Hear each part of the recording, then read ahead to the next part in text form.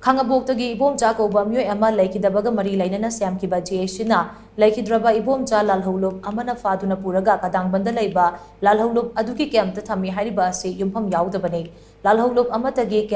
Kadangband Da Leite haina Kadangband Apunba Nupi Lup amadi Kadangband Apunba Naharol phongdorakli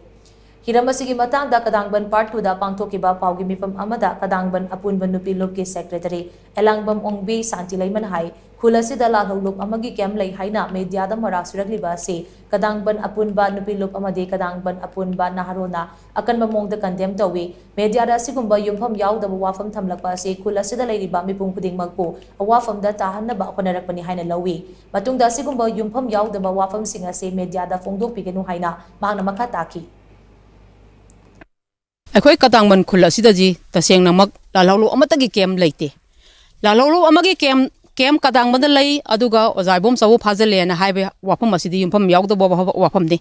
अखोई हुजिक 24 our पुंग कोनमनि सुमना अखोई सिदेदा खुंगंग असिगी अखोई अहानबा संगफम सिदेदा अखोई ngaga लेजबनी अखोइना खुंगंग असिदा लेरिबा आइगी सिदेदा संगबा थोकपा